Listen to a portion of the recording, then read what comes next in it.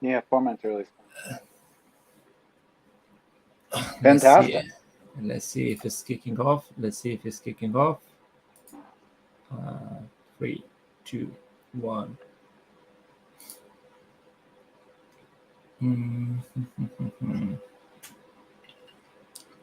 And we are live. Hello, everyone. Hello.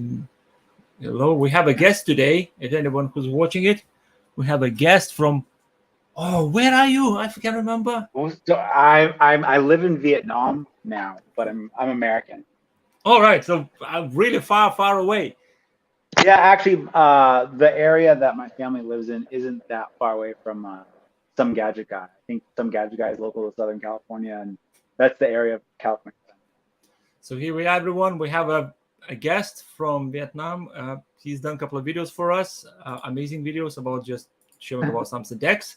And we decided just to, we planned to do a collab 3 weeks ago, 4 weeks ago. Then things happened one after another. And finally, we are here. Anybody who's watching, obviously, drop the question. We're just going to chat. Doesn't matter if it is a question or not. And we're just going to talk about DeX. So I was thinking about a couple of questions that I would like to ask, because I was thinking about this collab as we're doing is quite interesting. I might do again. Well, I'm probably going to keep doing it with the people who are actually using DeX, because as much as I love to share the experience about Samsung DeX, it's like a one-man band. I have one voice, and that's what's happening. So when the more people happening is right now, I'm having a look on the side, it's 22,000 members in the Samsung DeX group. So this is like, wow. I remember when it was 12 or 100. It's now 22,000. So it's going hard. I think when I first stumbled upon the DeX subreddit, I think that it was something around. I think it was like 16,000. Like it's relatively recently grown exponentially faster than before. Because when I got my Galaxy S8 Plus and I was looking online if everybody doing that kind of thing, like, because I remember tinkering with my Nokia N95 to use that as a computer back then. So I was like, okay, I need to start sharing. I found the group with, I think it was 116 members, and admin was basically nowhere to be found. So I was nagging, and one day he's just like, whatever, take it. No one's gonna use this group anyway. Well, I would like to speak to this guy when he comes back. Yeah. If, as they say, if you build it, they will come. Oh yeah. Oh, exactly. Yeah. Because if you just leave it and not show any interest yourself, so what's the point for someone who's outsider to come in? So, speaking basically as a new members who come to a group, why, like in a nutshell, like first of all, your tech kind of area, like you obviously have a laptop, computer, and everything. But actually, I don't have a laptop. Samsung. I have a desktop computer. Right. So okay. I should say I have a traditional computer, but that is the main use that I use a computer for is editing video. So at the current moment in time, in regards to just kind of silicone prices and the most bang for your buck for editing, the Apple silicone is really kind of ahead of what Windows was. Prior to using a Apple M1 Mac Mini, I had a XPS 15 9560. Yeah, and it's a fantastic laptop. And I personally prefer the Windows ecosystem to OS X and to Apple. But at least living here in Vietnam, the cost of graphics cards and the cost of building myself a desktop computer that could run the Adobe suite as smoothly as I wanted it to, Apple's got custom silicone for H.265 and H.264 encoding, and that's a lot of what I'm doing, right? Is doing video production stuff. So I made the switch to Apple, and then I didn't want to buy a Windows, or I didn't want to buy a laptop for mobile computing needs, just because it doesn't make sense for me to spend a lot of money on a laptop if I'm going to do like some file management while I'm on the go. Exactly. Video. Yeah. It doesn't make sense for me to like buy a laptop to do word processing or like scheduling video shoots or like even some like light photo editing, it just didn't make sense for me to go out and buy a second machine that was going to be Yeah, cheaper exactly. or worse. Yeah, because you spend, let's say here in UK, I'll go and spend £1,200, maybe more, to reply emails on Gmail. Yeah. It's just so. That's one of the reasons, or main reason for you to start looking into mobile computing?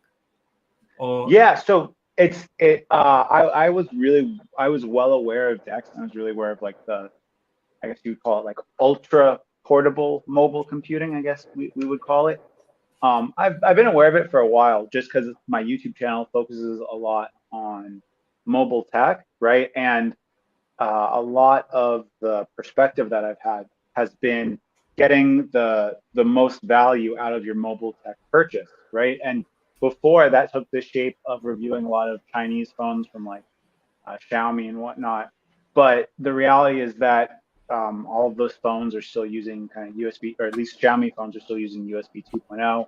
oh yeah, And so if you need your phone to do something more than just be like a mobile small screen, I guess, kind of experience, um, that's all you get, right? Whereas like something like a S20 FE, which was my first foray into Samsung in a long time, I like an S20 FE cost me used like around the same price as kind of one of those flagship killer phones from Xiaomi, but the functionality that I got from it was way greater, right? oh yeah. Just because I was able to use it as a mobile desktop computing replacement. I don't know how people, Well, want to identify it. yeah, I like to call it basically mobile computing. Mm-hmm. Basically, it's a mobile phone. I'm on the go and I can do tasks. So, like so right now, you're in DeX, and with your phone, which phone are you currently using for DeX? I have so more recently I picked up a S21 Plus with this one's got the Exynos chipset just because I got it for a really cheap deal here in Vietnam. I got it used, but I got it for like For I reasonable want to price. say like I want to say under the $450 mark here. I think I got So basically, this is like your DeX go-to or mobile computing go-to. right now. Yeah, and it's. I mean, UPerfect sent me out the UPerfect X Pro to review, and right now I'm using it as an external monitor for my Mac Mini for multi-window when I'm doing video editing. But like if I need to go out and meet a potential videography client or a potential photography client with the freelancing stuff I do here, being able to show them work on a 15-inch display, being able to take notes, dual screen, split window stuff, and for a upcoming video I'm doing about Samsung DeX, I wrote my entire storyboard for a commercial that I'm going to be shooting, Right. completely using Google Docs, Google, and I wanted to compare Microsoft Windows Live, I think, on DeX, but that's a paid utility only. So that forced me into Yeah. using the browser for some of that stuff. But that's going to be an upcoming video because I had the request of what's that, how fully featured or how much of a Microsoft Word replacement can Google Docs be on a Samsung DeX ecosystem, and that's a lot of what I like to focus on is the usage case and what kind of sacrifices you're making if you're going to choose to use DeX as a mobile computing solution. Yeah, a while back, I done a video. I was showing that when I started to work from home, at the time I wasn't like we just basically decided to shut for COVID and just work from home. So I got everything set up. I remember I was using back then my Galaxy Tab S6 as my main computer, the DeX, and everything was on there. I remember shooting a video where saying that before you jump in all in mobile computing, you sort of need to get yourself prepared because it's not like easy to say, oh, it's going to be smooth ride. Just join and it's going to be fine. Because you need to prepare. Because at the beginning, I hit some walls while trying to do something DeX. It just happened. But well, you got used to it, and once you get used to it, it basically looks like great solution, great cheap solution. Because I'm amazed at the photos that people posting on the Reddit with their setups. Some of them Yeah. are like a mind blowing. I'm like, wow, I thought that's probably possible. I never thought somebody's gonna actually go and set this up around it.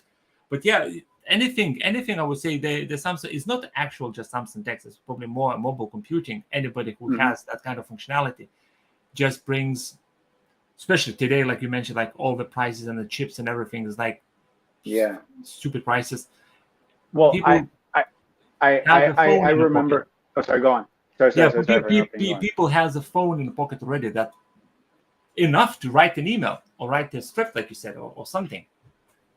Well, I really think that the sweet spot for a Samsung DeX ecosystem, like what I have, are either getting a docking solution of some sort, or just kind of the ultra portable mobile computing in general. I really think that maybe the number one untapped market for it is students, because when I was a student, I had a desktop that I was using for like photo editing, and I was constantly on the hunt for like a mobile computing solution.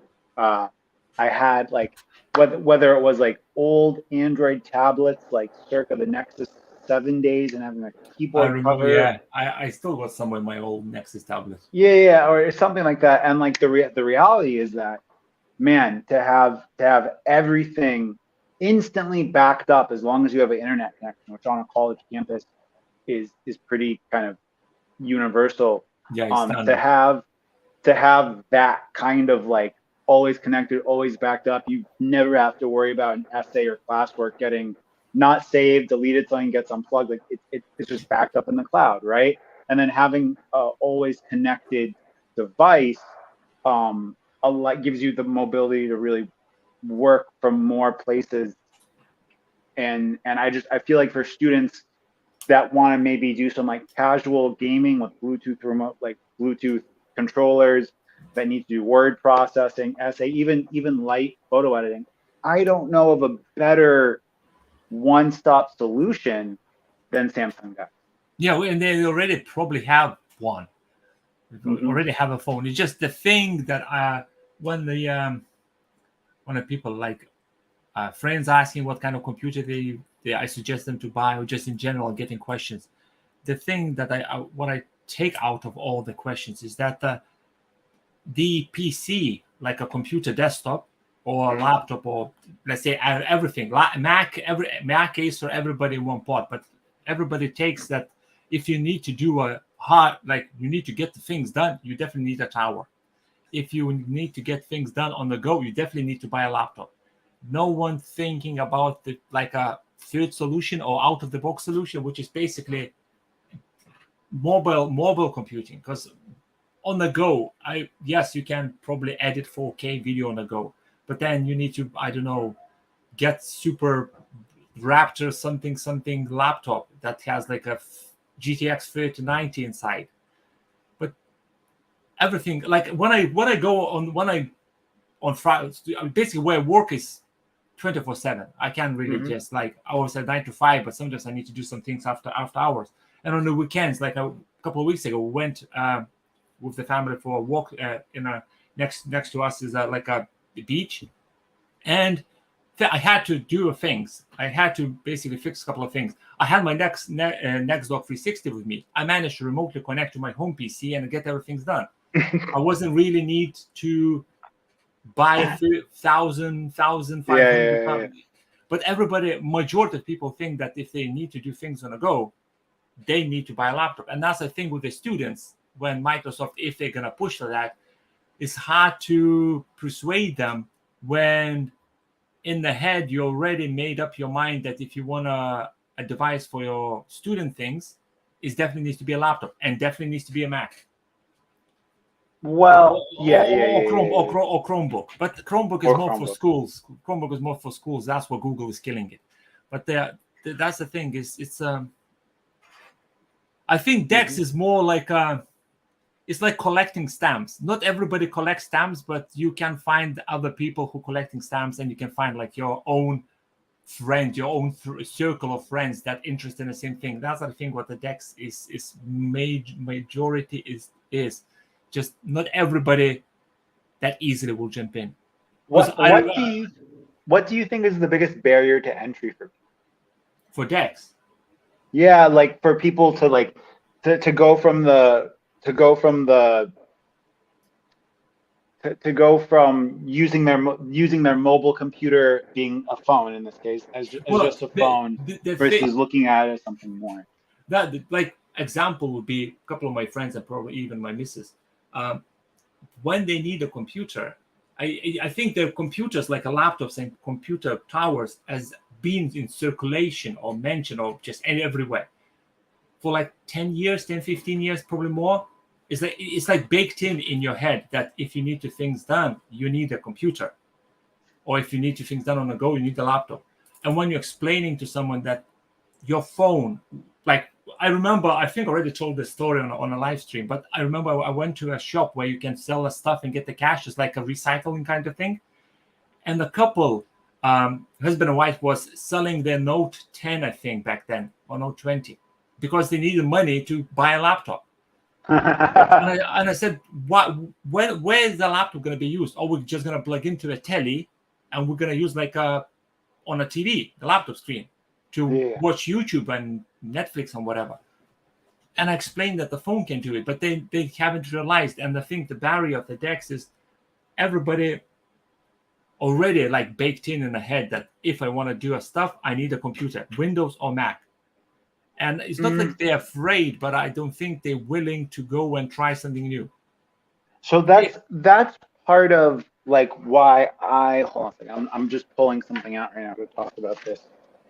That's why I think that, well, at least as people with the platform, right? I think that something I was about to talk about hubs, like HDMI hubs that allow you to do 4K. Apparently, I don't have it at my fingertips like I thought. But I mean, I think that that's like one thing that as people with a sphere of influence, maybe even if it's like a small sphere of influence on the internet, right? I think that that's something that we need to talk about more, right? Because for $20, for $18, for a relatively nominal amount of money, you can get a USB Type-C to HDMI hub that will allow you to do some USB-A in and give you a signal out over HDMI. And as someone that's got a bit of influence online, I feel like I have to talk about the type of value that brings to a consumer that might not have the expendable income to go out and buy a computer. And in my Telegram community and in my Discord community, I remember a conversation that came up for some people in the Indian market. And they were like, yeah, I want to buy this Xiaomi or Redmi phone because it's like $300 and it has a Snapdragon 855 or something. I think it was around the time of the Snapdragon 855 because I need to save up more money to buy a computer. And I remember even at that time, with the little bit of knowledge I had about Samsung DeX, which was before I'd ever personally used it, I was talking to them about if for another $100 more than this Chinese phone, you can get a Samsung device and hook it up to an external monitor. Why wouldn't you consider doing that? And well, I want to play this or that game because like, and it's like, oh, okay, I understand that, but if you're gonna make the sacrifice, because when you buy a Samsung phone versus a Chinese phone, you're going to be making it's going to be better in more ways than just Samsung DeX, right? Oh, yeah, it's going to generally have a better camera. It's going to have better build quality. It might have IPX certification, right? And so if you're looking at phone A for $400 and you can get a phone B for $500, or you can find phone B used for, I mean, because at least here in Vietnam, used phones are pretty ubiquitous and you can get them all really, really cheap from stores, like in like new condition, the store will warranty it, or you can go get the battery swapped out. So it's like, I if you're telling me that you don't want to buy this other option as a phone for one game, then you're choosing to get an inferior cell phone that's going to have an inferior user experience just so that you can play this one game. I think it was PUBG. This person wanted to play PUBG on desktop, and it's like you can get a Bluetooth remote. You know, you can get a Bluetooth controller. You can plug it in over HDMI, and you can get a gaming experience of some sort, right? And it's going to be cheaper than buying a computer and a phone, and you're going to get a better experience from the phone. And let's be honest, any gaming laptop that you get at like the $800 or $900 point it's probably going to have a screen, and maybe you'll get something from like last generation set of chips, but if like a GTX 1650, because prices for computer parts in India are insane. But it's like I told them even before I had personally experienced Samsung DeX that like, hey, you should consider this other thing that's like on the horizon, because you should think about your phone as a value. You should think about the value in your phone as more than just like what's the highest SoC with the cheapest price that I can get. Which is how a lot of people. Because the buying a phone is basically an investment. But buying a device, I find this really funny. Buying a device because I want to play a game, like it happened to me a couple of times. Like, oh, I want to play this game. Well, I don't have equipment. I don't have ways to use it. So what?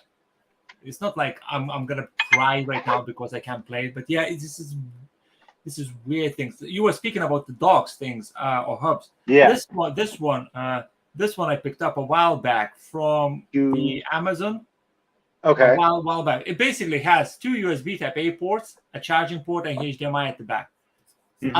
I used this one so much because it has everything that you connect the phone, you connect the power, you output display, keyboard and mouse, bang, done. Or Wi-Fi, done. And you have a storage for the for external drive. There was one photo on actually some subreddit group when somebody posted really minimalistic setup. It's just a phone, screen, keyboard, mouse, and external hard drive. Yeah. And I mean, that's it. That's what you just. I think that the people just don't want to try it, or it just the connections that they do between I need to get work is always connected to a computer, or I need to play games is always connected to, let's say, console or something. Sure. And mommy, daddy, I want to buy the iPhone or a super expensive phone because the camera is better.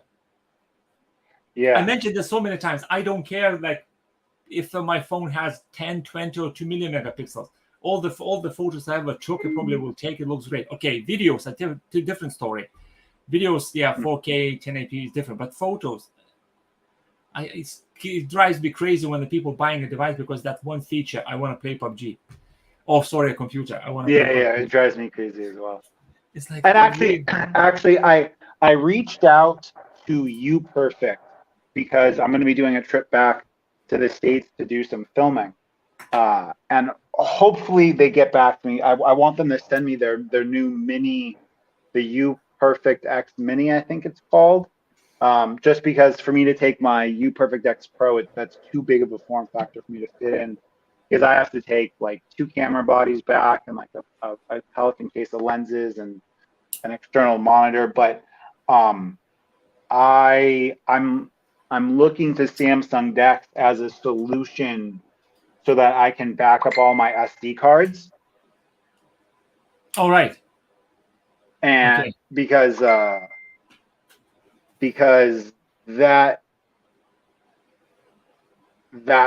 for me would be really the max. Like I'm spending time back in the States. I don't want to spend time editing photos and video. Like I want to spend time with my family and spend time with my friends. I just need a computer to back up the like 500 gigs of footage I'm gonna shoot. All right. Okay. So what, you just gonna like copy paste like? Yeah, exactly. I'm There's no slightly, need. I'm doing slightly different way. I'm doing slightly with my everything that happens in the phone is like automatically got beamed back to my home server. Well, I think this is stuff that's getting shot. This is stuff. I'm going to be shooting this on two like mirrorless cameras, shooting at 4K, 100 megabits per second. Oh, so And it's I'll gonna have. add up. It's gonna add up. Yeah, I'm expecting to shoot like probably 600 gigs or 700 gigs on this trip. And then it's gonna be like waiting for upload. And yeah, and that'll just be on. That'll just get dumped onto SSDs. And Oh, you're gonna have a hard copy. I thought you're gonna do like a. no. I have a Samsung T7, and I have a terabyte on that. I might pick up another 4 terabyte SSD while I'm in America because SSD prices there are cheaper. Yeah, I got recently 2 terabytes. Was quite cheap to be honest when I bought it. Yeah, so Yeah, everything adds up. Yeah, so it sounds that because Samsung will give you a desktop UI and you just move the stuff around. for sure. Obviously that is doable just with the phone or tablet. But yeah. It's just I don't know. Samsung DeX will be visuals there, or UI will be much nicer to operate than just going on a phone. For sure, and and like I'll have a shoot schedule and notes that I'll be needing to use, and obviously I can look at the notes and like look at the planning and stuff like that on my phone, right? But having that on a big external display will just make the job easier for me. Allow me to edit. The Samsung DeX device, because are you on my side? I don't know when I would say that the best Samsung DeX device is Galaxy tablet. I haven't recently played with enough tablet devices to give like a yes or no, basically a strong feeling on that. The thing about the tablet is that that's like a specific piece of hardware you have to buy, and the pricing of Samsung's tablets is definitely on the more premium end, and I think that for a lot of people is going to kind of throw them off in regards to getting a tablet specifically for DeX use. I have a different way to ask this question because I'm interested in your reply. So let's say you have a staff member and you need to give him obviously money. It's not like money no object, but you want to provide technology to the staff member who as cheap as possibly can. So A, cheap phone and super laptop, or okay phone, let's say, and a Galaxy tablet. Oh, see, that's a really, because I would give a so-and-so phone, and then possibly depending. Okay, my question probably a bit like without experience, but let's say the guy who's gonna take this devices to use, he knows things or two about technology. It's not somebody who just don't know what the button does.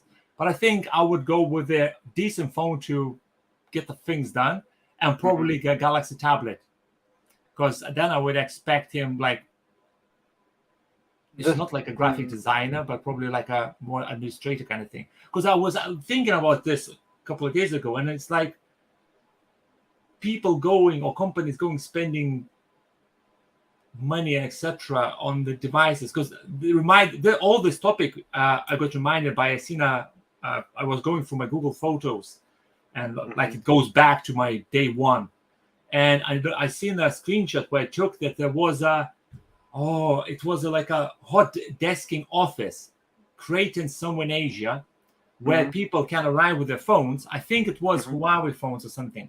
It's just a monitor, keyboard, and a mouse. They plug the phone, do the things done that they had to do for this day or whatever, and just go. And someone else comes in and plonks that in.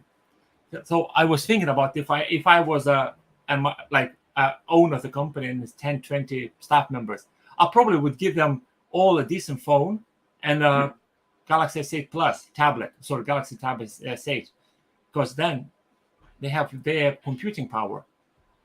I think it depends. I think it depends if the job. I think some of it depends on what the job you're doing. Well, yeah, and also the amount of computing power needed, and also if I mean, like if it's a job where I own like a roofing company and I need my employees to take pictures of like the roof Yeah, after it's yeah. finished, I'll probably spend a little bit extra money on the phone so they can be taking better quality, more detailed pictures in a variety of lighting environments or something like that. But like I know that I used to run a YouTube channel for a tech startup here in Hanoi that did like presentation software. And most, or I should say, a lot of the employees that weren't on the graphic design side, they were just dealing with like either customer service or doing email or doing like walking customers through stuff. And I didn't understand what their need was for laptops versus Samsung DeX. Yeah, yeah, because some of the things, some of the work things that are people doing, I think they having overkill technology with them, For or sure. they have a technology that is like beyond. They're probably gonna use 20% of the power. Probably CPU never will get hot. Yeah, you're right. So that kind of makes me want to talk a little bit about, because I feel like some of the hamstringing, or like the thing holding back Samsung DeX is the fact that Samsung wants to also sell Chromebooks. Like, and Well, this is something that I see. But I mean, just to throw an example out, right? Like Asus and Sony, and I think Lenovo also offer phones with pass-through charging, so that you don't have to put battery cycles on the device. Yet those OEMs don't have a desktop mode of any sort.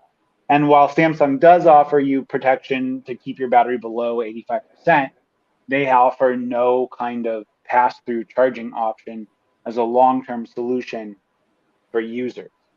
Whether or not that's hardware or software, I would love it if someone would comment and let me know that, right? Because I am curious about whether or not the pass-through charging is hardware or software. you go, Yeah, go. I see Gurdoch saying, "What's the point of a Galaxy Tab S8 with the Snapdragon 8 Gen 1 when you have an S22 Ultra anyways? Seems like a waste of money." Yeah, I definitely understand that perspective. That would be a waste of money if you already have a screaming phone.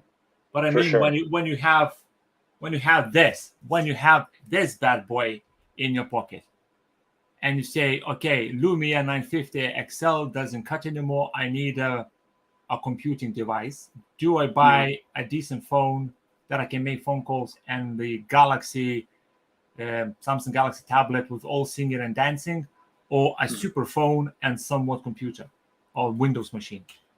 That's the thing. It's a hard thing to choose when you need to go and especially, let's say, you mentioned students, but let's say if I don't know, 18, 20 years, 21 years old, he needs a computer. Oh, good story. One of our friends, she went to the PC World. PC World is like a computer shop here in UK. It's like they're selling everything from RAM to washing machines. So Sure. they were going and buying a gaming laptop. And I stumbled upon them because I was just passing by. I saw their cars and I thought, oh, I'm going to pop in just to see what they're buying. I just wanted to be nosy. And they were buying a gaming computer for like £1,600. But I didn't want to go and start talking because her son is probably might not take it as advice. It's more like I'm telling him off. But he had Galaxy S21 Ultra. That's a great phone. And then Really powerful. like Xbox Game Pass. Oh. Like, why? No. I mean, like, why are you not paying for Xbox Game Pass Yeah, on your phone? yeah. Connect to your. He's got Sony or something, 65-inch telly, and like You that's know, it. actually, I think hearing you talk about this, I think I think that there's something kind of innate within human nature, which a lot of people are going to use the excuse of like, hey, but I'm going to have an extra 20 milliseconds of lag, or hey, I'm going to have this one. But But Yeah. my thing about that is that like if you are gaming for the pure joy of gaming, and you're Yes. gaming as a way to like relax, escape. I'm not a gamer, right? Like that's a foreign world to me. I used to play Counter-Strike Source a little bit, like 10 years ago. Yeah, like around 10 years ago, I played Counter-Strike Source a bit. Um, and I understand a lot of the appeal of gaming. I grew up with like an Xbox and an Xbox 360. I understand that, but but trying to use the excuse of like I would rather spend an extra $1,600 on this new dedicated computer because I don't want the extra 30 milliseconds of input lag from using Xbox Game Pass is just like, to me, that's just like, hey, I understand that, but you're not a competitive gamer. You're not someone that's Yeah. making Yeah. money yet. Yes. Because I'm like, I don't game. I'm like, I see gaming is more same as I would. Do I want to watch a movie or do you want to go and play a game? Basically, it's the same tier. Just Yeah. like 2-3 days ago, I started a bit playing World of Warcraft again. I felt okay. I got the invite to like come back for 30 days to try again. Like, fine, okay, Mm-hmm. and that's it. And I reached like a level 20 of the character I was playing on my fold phone in a display, Yeah. streaming from a PC. Okay, gaming, not a gaming PC, just a PC with a graphics card, but the WoW runs fine. But that's it. I don't care. Okay, it lagged a bit. I seen a couple of pixels here or there. Do I care? No, I enjoyed it. But yeah, Right. I'm buying a. I mean, and there's also like this whole thing now with retro, like I don't want to say like the retro gaming revolution, but there is like this whole thing now with retro gaming where people are going out and buying dedicated hardware to play like Metal Slug and like some of these Oh classic yeah, yeah, arcade games. And it's like, yo, a Nokia 99, what was like the brick note, like a Nokia 9950 that played Snake could run yeah, yeah, freaking yeah. Metal Gear Solid. Like why are you're spending $300 on this dedicated piece of hardware to like basically act as like an emulator when that the power needed to emulate these games on your phone is so much more powerful. Oh yeah. And you can take it, it's mobile. You can enjoy it. You could enjoy this gaming experience with your friends Where's for my? something that would like fit in your fanny pack. Well, maybe I'm weird for rocking a fanny pack, but like Where's my a monster? very, very small bag, you could fit 2 Bluetooth controllers, a charging hub, or a power brick hub, and then an HDMI dongle, and you could go play this you could go to a freaking, if you want to go drink beer and play at a bar, Yeah, you could yeah, go. There's yeah. Ask them. Can I plug this in?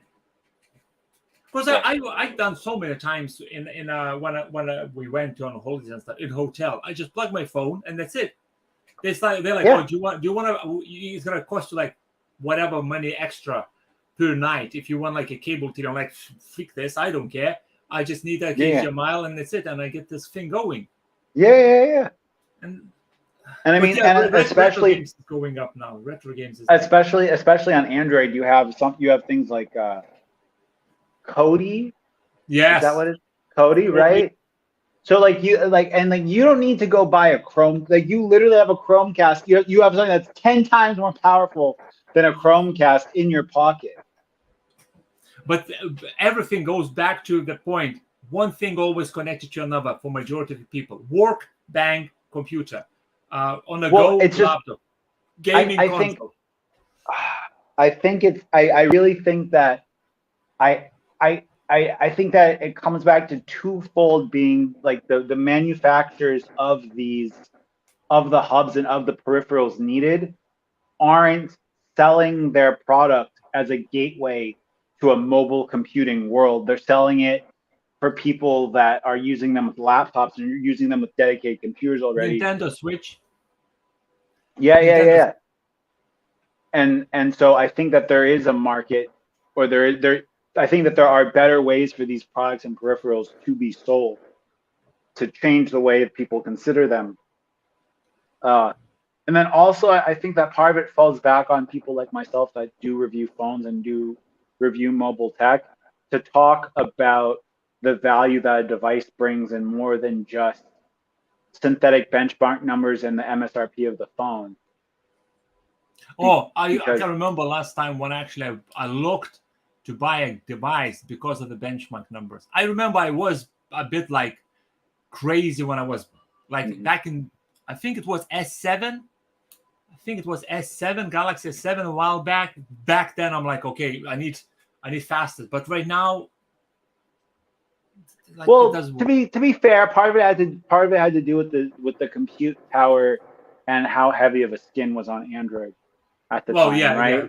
Yeah. That was like a Samsung homepage was absolutely like it's like you're waiting, and then it moves. It's jello. Everything was jello. What was the first phone that you flashed, or were you in the custom ROM scene at all? Because I might have you beat on this. I don't know. I think I started right. I'm not sure, but possibly S7, but definitely Note 4. I flashed. I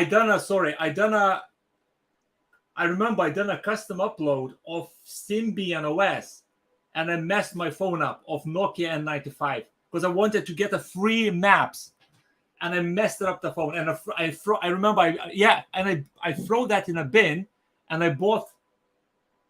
Oh, what phone I bought? I bought one of these Samsung that was opening like this. Oh, what's this freaking thing? Oh, I can't remember. It was like stupid phone. But yeah, I remember Symbian because Nokia N95 had the maps that I had to pay for. And I found some janky website saying you need to upload this, restart the phone, and then you can upload this and you can have a maps for free. And I messed my phone up and it's basically died. What the freaking? Do you remember the first 1 gigahertz Snapdragon phone from Sony? It was the Sony. This was circa 2009. The Sony.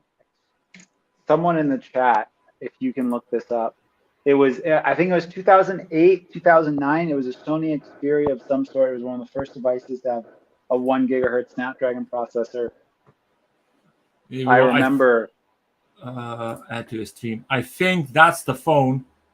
I think something like this. When I burned my Nokia N95, that's the phone I bought. Something like this.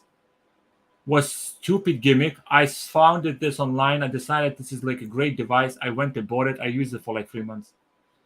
It was such a rubbish device. I do not recommend at all. I do not recommend at all.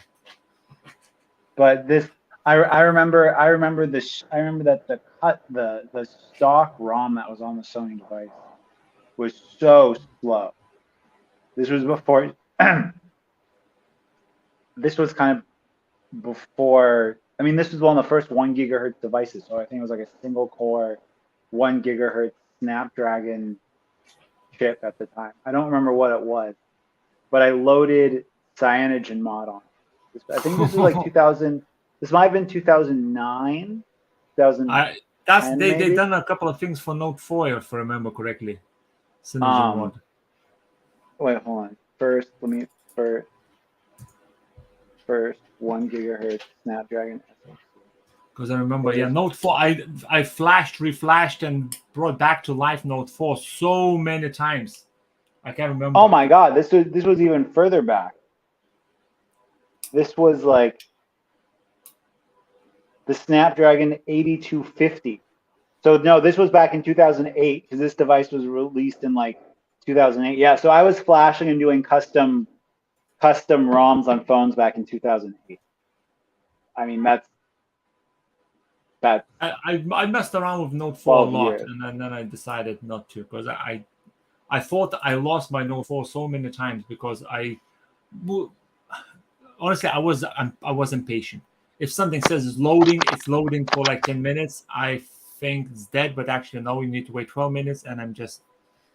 My experience with it was so bad that I chose Windows Phone. I was like, screw this whole Android thing.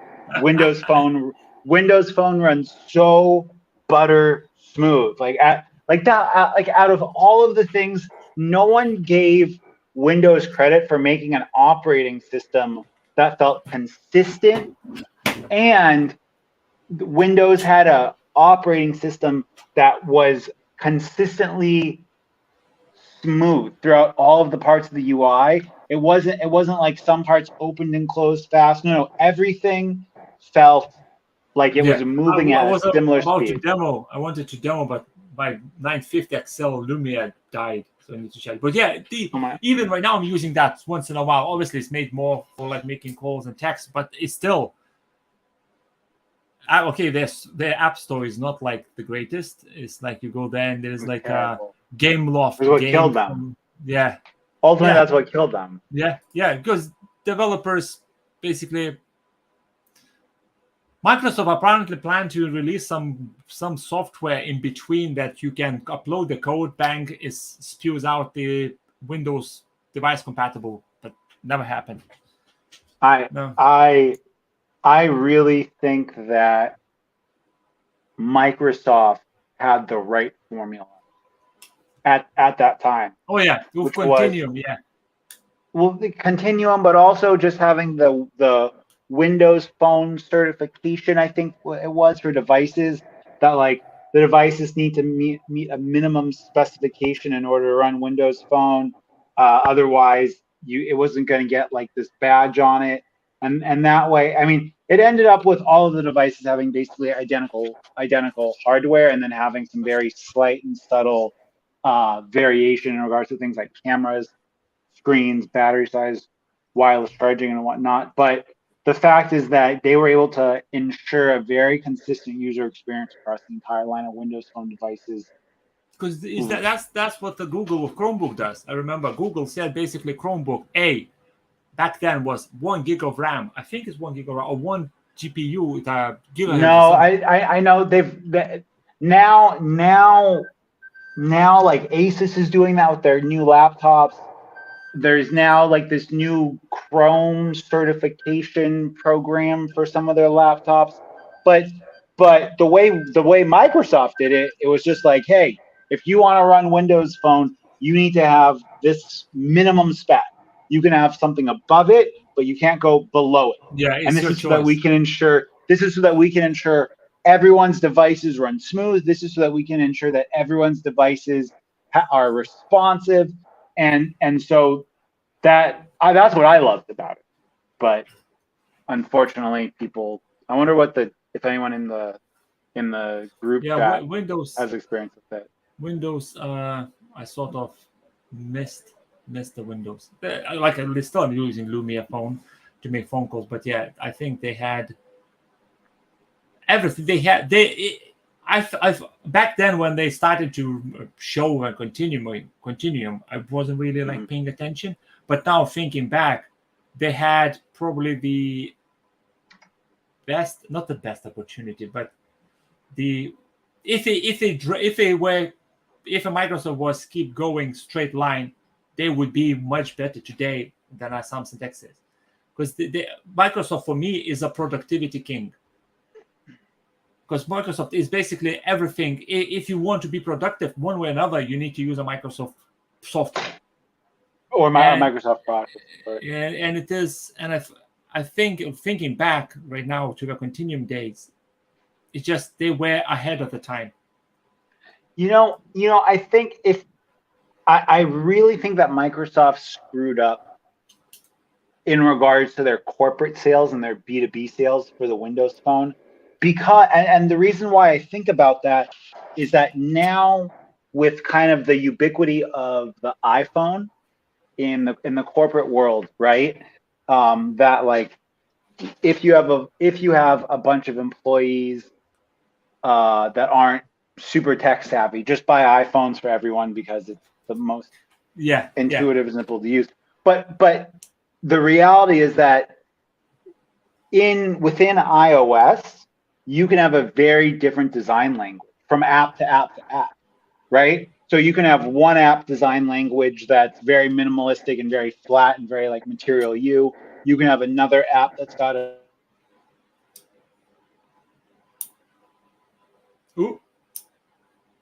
Is it me? Are we still here? Hello? Is it me? We have we lost it. Okay, it's not me. I'm still here, by the way. So, hello everyone. How are you doing today? You can see a mess behind me. Sorry about all this. I try not to show that. Oh, he's back. He's back. Yay. Okay, sorry about Hello. that. That's fine. Sorry about that. I just started entertaining the viewers. No, I understand. But no, what I was going to say is that the thing that I miss about Windows Phone specifically was that I remember reading about how for developers for Windows Phone, Microsoft was going to make some of the bare bones stuff for apps, right? And they were going to have kind of like the skeleton layout for app stuff. And as a developer, you could port your app over and it would have a consistent look for the built-in Microsoft apps.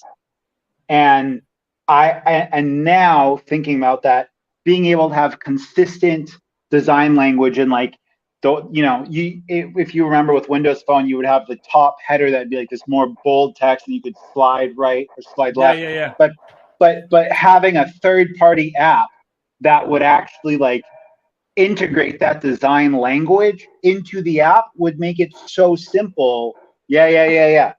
That having that design language in the app would make it so simple for not ultra tech savvy people to open up a new foreign app and then immediately have some kind of preliminary understanding for the way that you move through the app, because it's the same way you move through the phone itself, which is something that you don't have on Android and you don't even have on iOS. Yeah, well, Microsoft done a boo-boo. Well, hopefully Samsung will not mess up this one, because end of the day, I absolutely amazed at what Samsung does or how it works, because from all the comments that I've seen so far and on Samsung DeX, the people just, some of them basically saying that it just saved me spending $2-3 on a computer or something, when after a couple of hours of playing around, I realized that I can easily do that thing with the Samsung DeX. So it's a fantastic thing or UI to choose from. You just not a lot of people not like taking this in a serious way, but it's just sort of brushing away as not an option, not a viable option at all. So if they need a computing power, this device I call this device a phone. I do not call this device a computer. I need to buy a computer. Okay, so I have a story with this that perfectly aligns with this and the fact that I'm going back to the States pretty soon. Is when my father came to Vietnam to visit me last time, he bought a Xiaomi Mi A1, Snapdragon 625, Okay. Android One, totally simple, smooth, minimalistic, right? Great device. But around last December, January, he needed a new phone. He's also been using the same laptop for like the last 6 or 7 years. And my family has some property in America, and there's like spreadsheets that has to be managed in Microsoft Excel. There's like accounting and stuff like that. And for the most part, most of that stuff is done either on web apps or done in Microsoft Excel or done in Microsoft Word. And I tried to get my dad to switch and get a Samsung device. It was like, hey, just go buy a monitor and a keyboard. And now all of the stuff that you're doing is going to be moved to the cloud, and it's going to be backed up, and it's going to be safe and secure. And if your 13-year-old laptop that's on its last legs finally dies, you don't have to worry about the only copy of this stuff being on the hard drive, right? I'm 33 years old. My dad's like 60 something, right? So the idea that my dad would be tech savvy enough to make redundant backups for some of these files is maybe too much for me to expect, right? But moving to the cloud so that if someone trips over the cable and the laptop goes flying, and now all of a sudden your optical spinning hard drive, right? Like you have an optical spinning hard drive and you have documents that you can't afford to lose. Like this is oil and water, and these two things are not mixing. And he ended up getting a Google Pixel 5a 5G instead, which not a bad choice for a device. When I go back to the States here next week, I'm going to pick up a Google Pixel 6a so I can review it and then sell it back when I get here. Because my other device, my Samsung device isn't my main device. My Samsung device is my productivity device. My personal device is a Pixel 6. All right. Okay. It's running Android 13.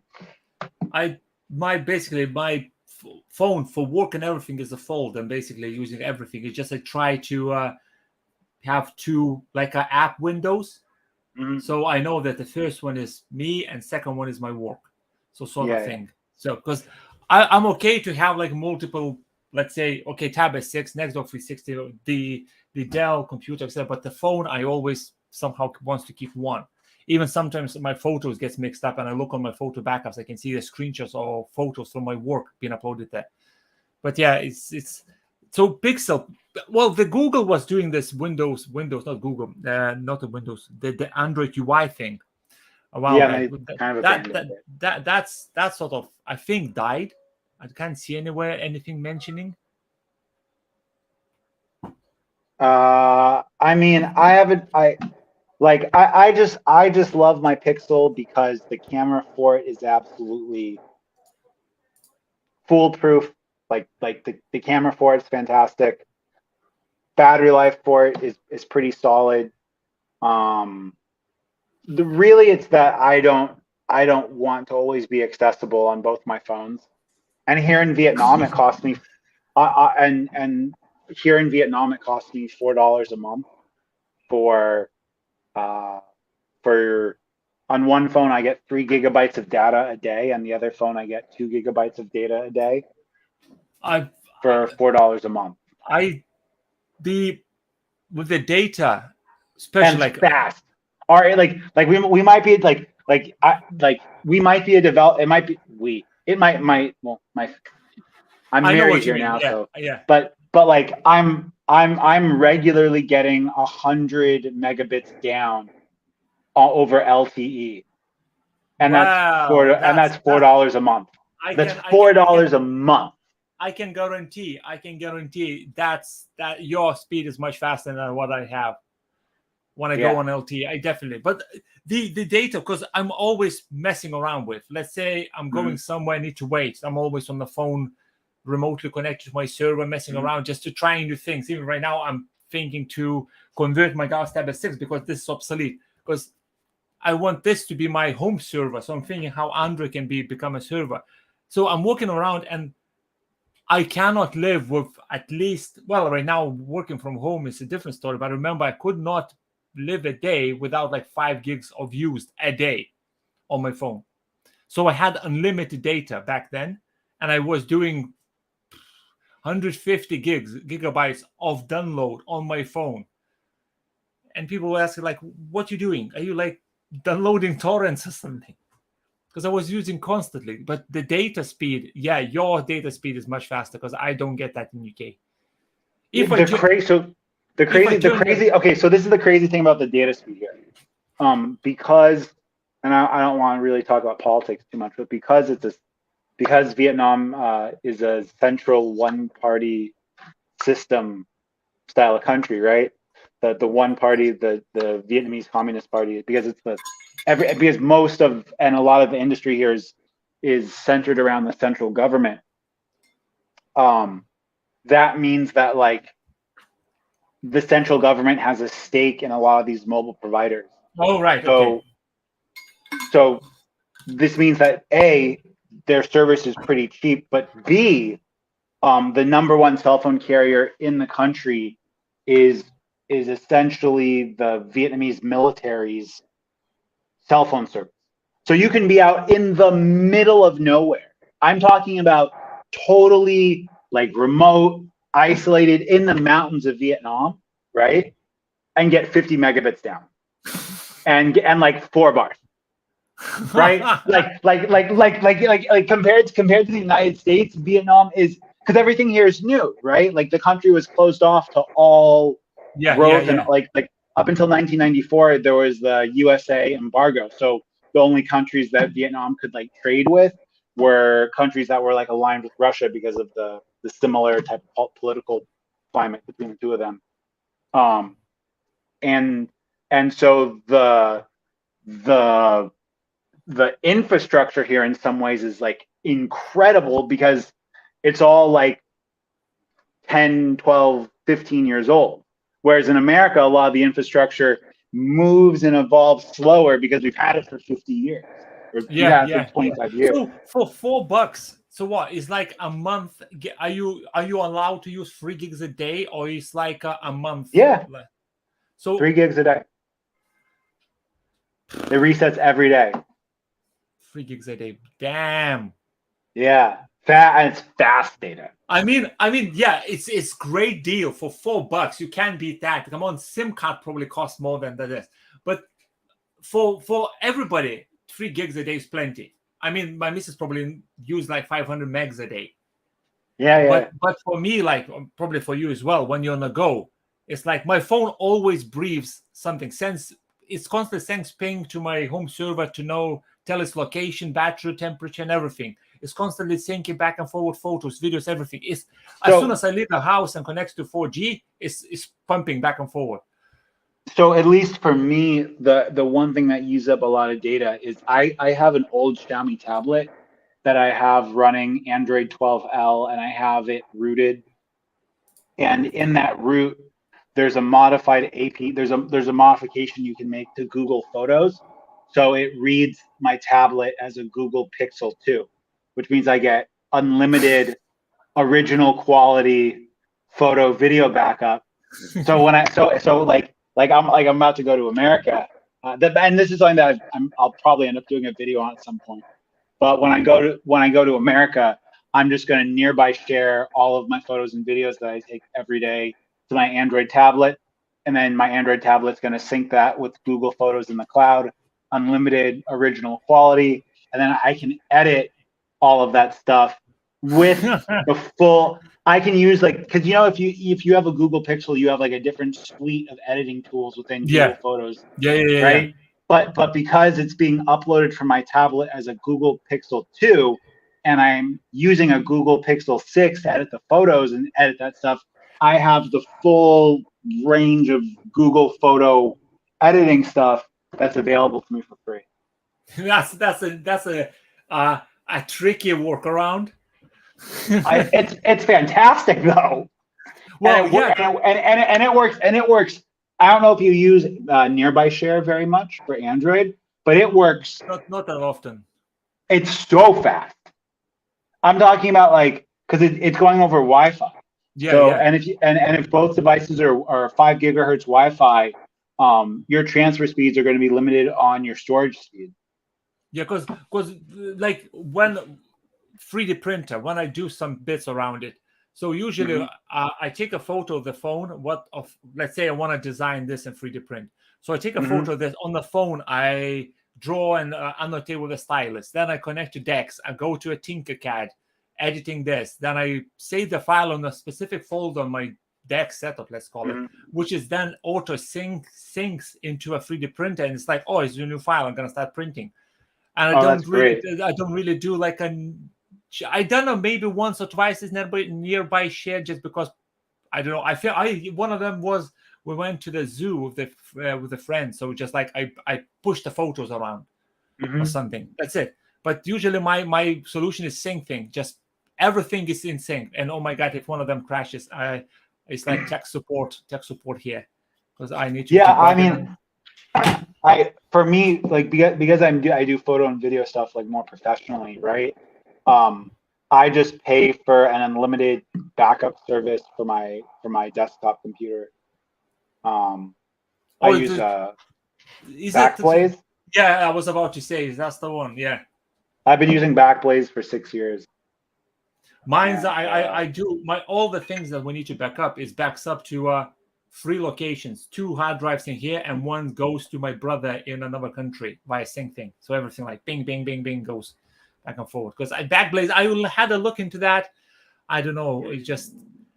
It's important to have a backup, but it's not like with your case. It's not like mission critical and like lose a client because work stuff goes to SharePoint. That's already sorted. SharePoint is syncing folders. That's fine. With the more my own like YouTube stuff, etc. If I lose a previous video, original footage, it's like I'm not really gonna.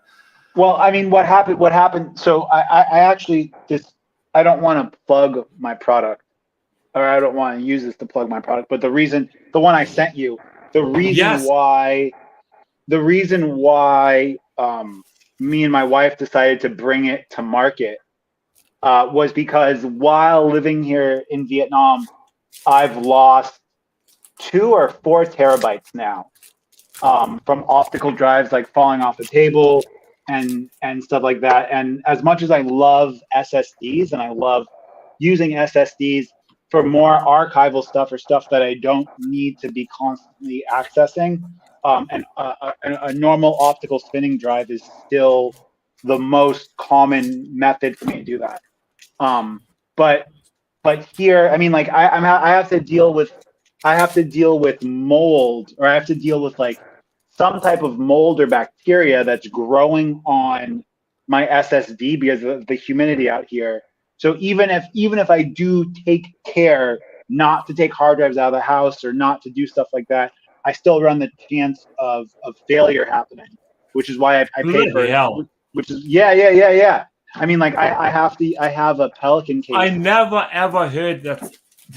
Sorry, I never heard that something will grow on the hard drive. And look. Let me look. Hold on a second. Let me close this out in Adobe Premiere, and I'll show it on camera.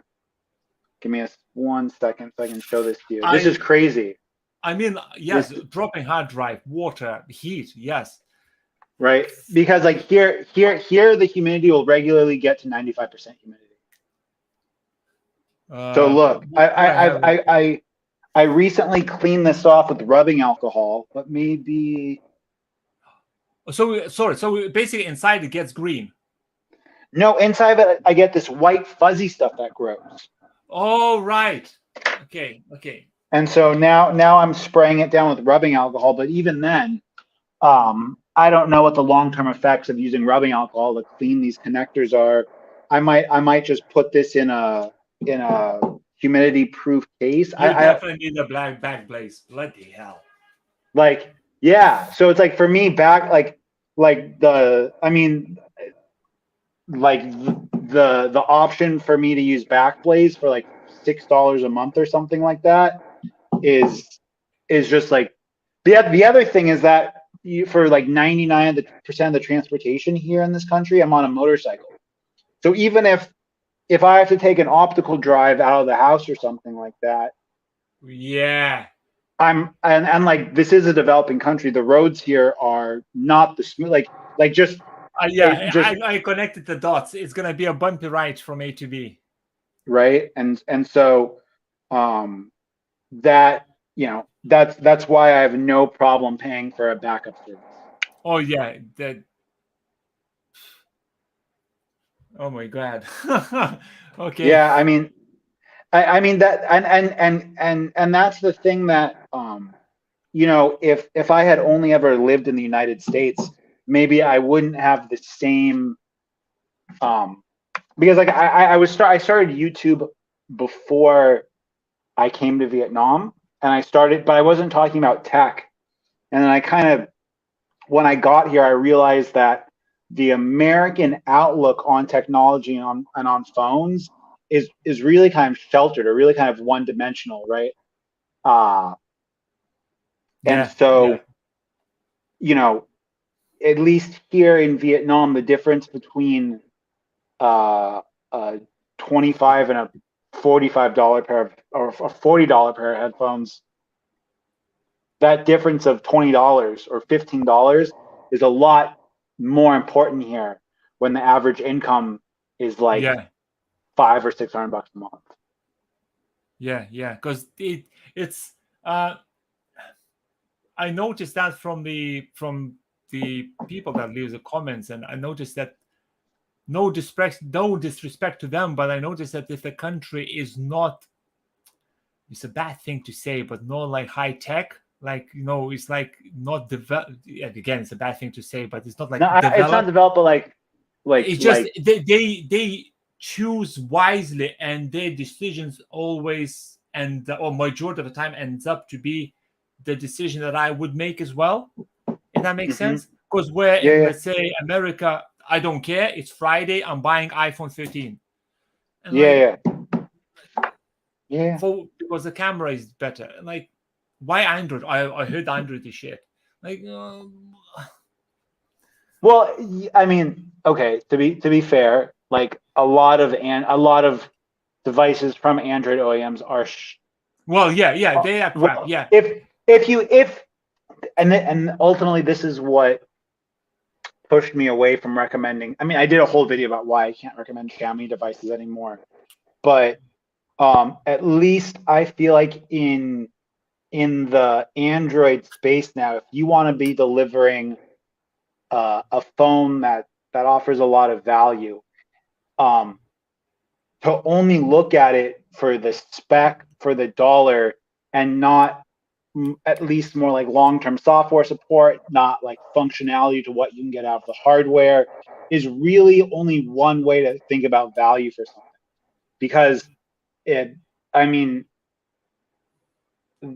the fact that I can use my Google Pixel 6 that's at USB 3.0 as a quick way for me to back up photos and video from SD cards to external hard drives, whereas me using a Xiaomi device, which is crippled with USB 2.0, transfer speeds between the difference of USB 2.0 and 3.0 are huge. Yeah. Combine that with the fact that like one of them doesn't support USB OTG, like no, like if you're only using this for a phone, then sure. But nowadays, I think that we have the opportunity to look at our phones as more than just phones, or being able to edit more video on it and stuff like that. Yeah, agree. Yeah, that's one of the things that I feel like Juan Carlos Bagnell. I feel like some gadget guy. I feel like the people that have values aligned with yourself, myself, him, and some maybe more fringe people. But I feel like some gadget guy is like at the leader of the angry mob of people with like pitchforks asking cell phone companies to give us more functionality of our devices, because the asking price for devices now is getting so high. I hope that I can do something else with it. Because the device price is so high, and in the grand scheme, the people look at the device paying $1,000, $1,500, $2,000 for a phone just to make photos, videos, send a text, a phone, YouTube, etc. So if you're charging the phone more than a decent laptop, so can the phone actually work like a laptop? I mean, functionality. Give this like 3.0. Give us OTG. Do this. Do that. Because it's like look, and no disrespect to Apple, because on the back end of things, when it comes to things like waterproofing and weatherproofing a device and long-term software support, Apple does offer more than the competition. Yeah. Right. Yeah.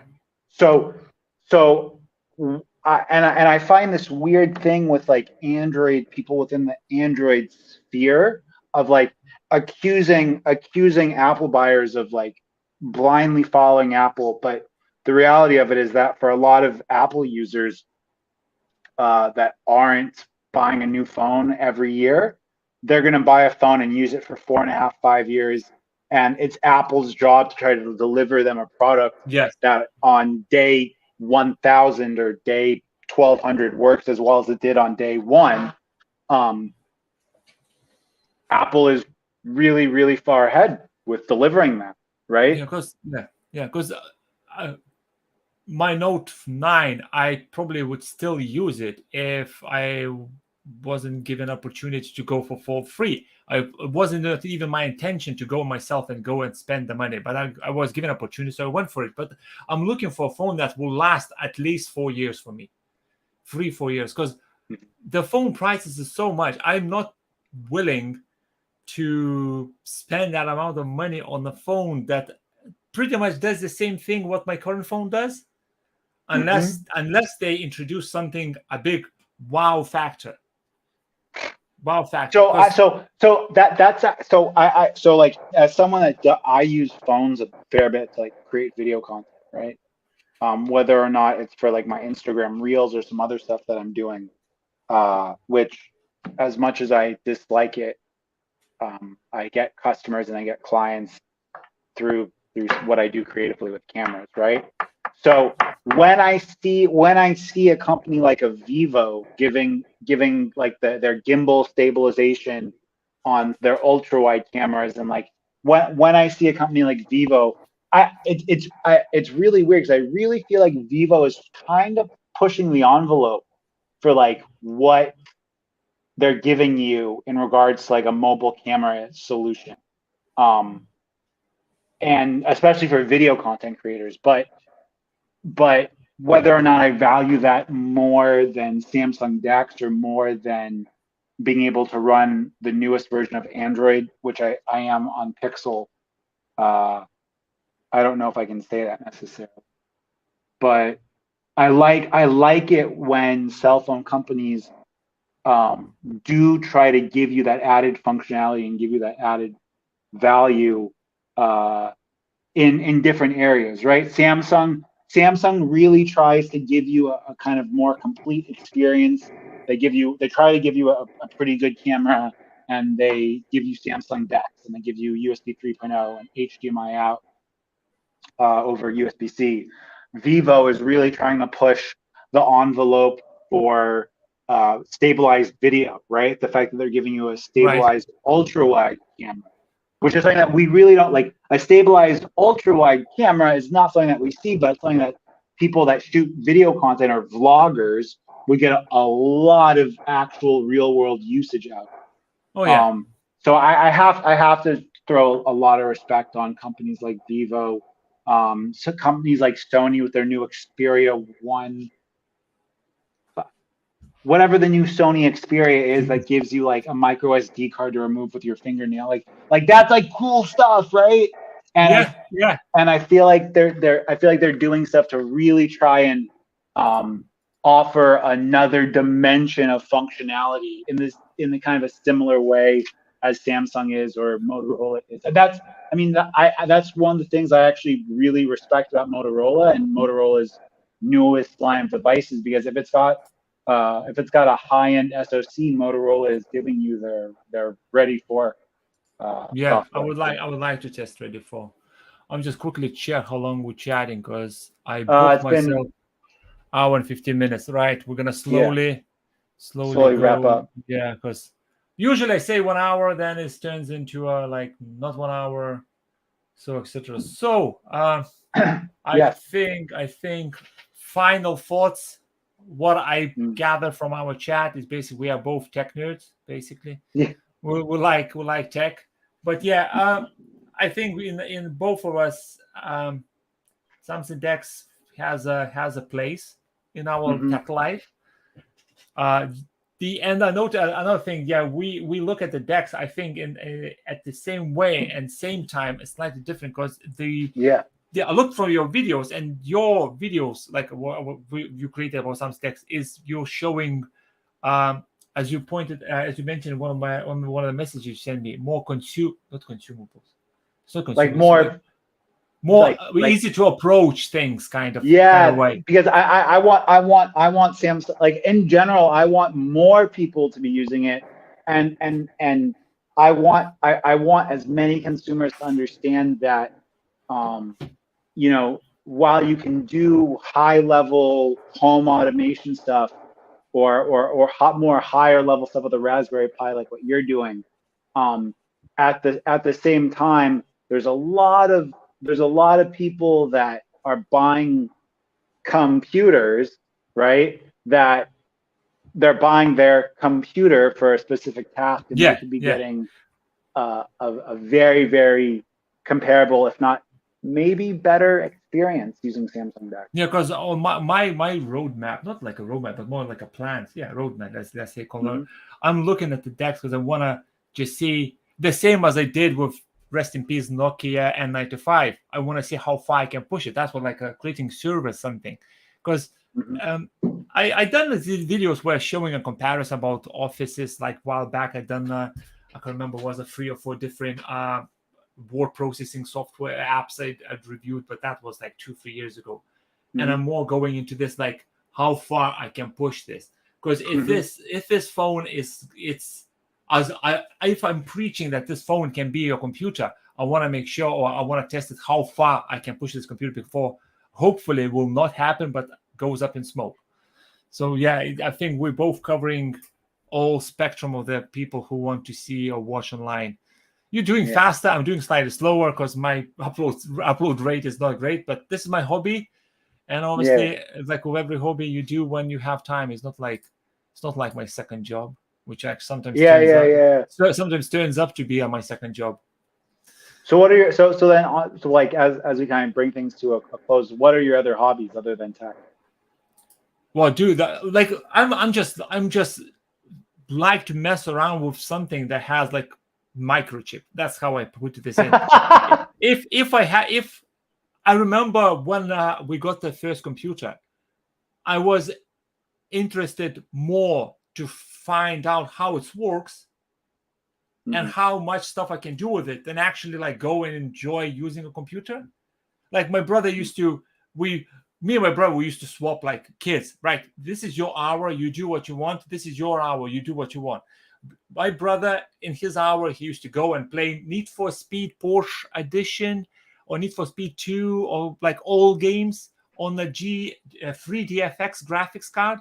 And in my hour, I managed to try install Linux, brick it, reinstall Windows, and give a fully working computer back to my brother. And then his hour, he's gaming, back my hour, again, trying to basically install Linux. I knew nothing about Linux, but I said, oh, I'm going to try it. So this is my sort of hobby. I like to, I'm more like a reckless tech tester, if that makes sense. I just want to see how far I can go. Like a crash test dummy without the personal injury. Yeah, it's just like go for it. Just like right now, my little son used to like use this to watch the video something. So I managed to get him like a kid's version Android tablet. And right now this one is basically, I just want to see, I'm not like using a lot this tablet 6, but I want to see, right, I'm going to connect this permanently on a battery. I already figured out how to do FTP server, Samba server, like et cetera, et cetera. So starting to see how far, instead of calling, let's call it throw in the landfill, actually just leave this be your home server, because it's not going to use that much electricity as my home VM thing going. Right. So this is my sort of like a hobby. It's just tech, and my day job. I work for the website development company, so I keep an eye on like on a dev team. So even then, during my work hours, I cannot escape the tech. So it's sort of like it's like my bread and butter basically. What I learn in work, I use for my YouTube. I learn the YouTube I use because I even showed a couple of clients how to edit videos to upload to their YouTube channel, because my boss just blabbed away during one of the calls that, oh, Mr. P does the videos, he can help you. And like I end up showing them how to use was OpenShot free or Kden Live.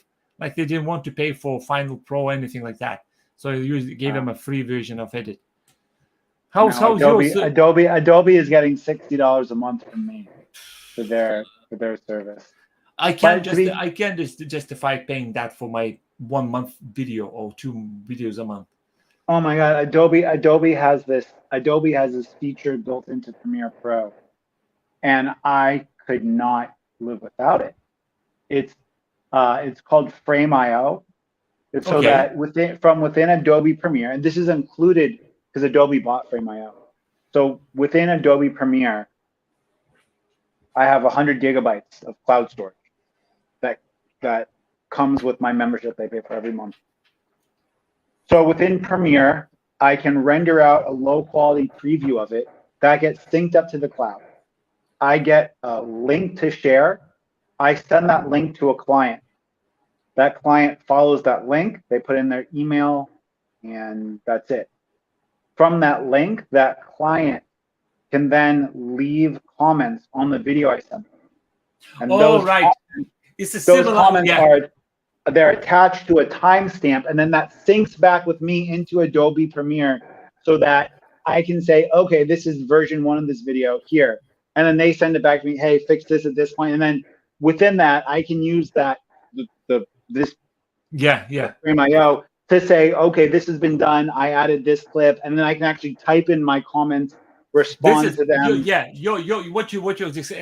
We have a similar software with the websites. We have a similar software because I just get the email and it's a website page with the pins and the comments from the client saying that this is wrong. This color is not red. This is there. It's a similar thing.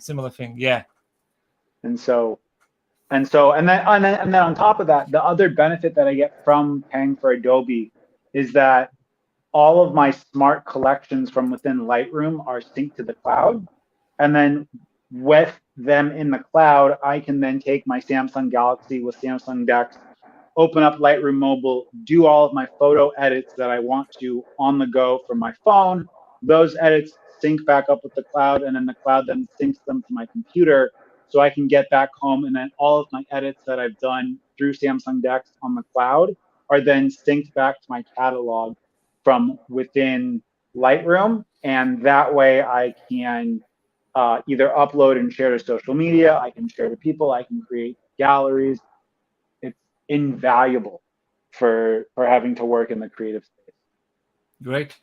Right, guys, who's still watching? It was me, like always, and my guest. Yeah. So I just gonna ask you now at the end of the stream. Your name is Mitchell. Mitchell, yeah. Yeah, okay. Because I thought, right, if I'm gonna say something wrong or gonna read it wrong. No, it's Mitchell. It's funny. I'm in Vietnam. In Vietnam, no one can say my name, so I have a short. I mean, I'm pretty bilingual in English and in Vietnamese, so I can. I've actually made tech. I'm the only foreigner to make tech review videos in Vietnamese in Vietnam because I can speak the language. And I can talk about a lot of the stuff in Vietnamese too. So yeah, but you pick up the language, yeah, because my English wasn't great when I arrived to UK. That was rubbish. What's your native language? What's your native tongue? Sorry, I don't Lithuanian. know. Lithuanian. Yeah. Okay. 15 years in UK and my English still rubbish. I mean, how many languages do you speak? You speak English, Lithuanian? I knew Russian, but right now I understand, but I can't. Well, like it's very small portion of Russian I can speak right now because English took over basically 24/7 or was 24/7. So it's like everything is English. Right. So we had a guest. We had a chat about DeX, about everything else. One thing probably going to do something like this again in the future. I think, like I mentioned at the beginning of the stream, I might invite someone else to have a chat, just a general thing about DeX. If I'm not going to speak to you again, Michelle, before your trip, safe journey to US. Make sure you don't lose your 500 gigs of data. I'm actually going to pick up some of this. I'm actually going to pick up some of the Samsung smart tags for my checked baggage to do a video about how those do versus possibly like something like Apple AirTags. People playing around with the AirTags. Yeah. So I mean, I might as well do it for Samsung. Cover the Samsung thing. And we both still gonna do DeX videos. So yeah, we're not gonna leave this. This is an amazing functionality from Samsung. Hopefully they're not gonna kill it. Once again, thank you, Mitchell, for joining for a quick chat for 1 hour. I'll leave a link to Mitchell's YouTube channel in the video description if you want to go and check it out if you're still watching. And I'll see you next time, everyone. Bye-bye. Bye-bye. Bye-bye. Bye-bye. Bye-bye.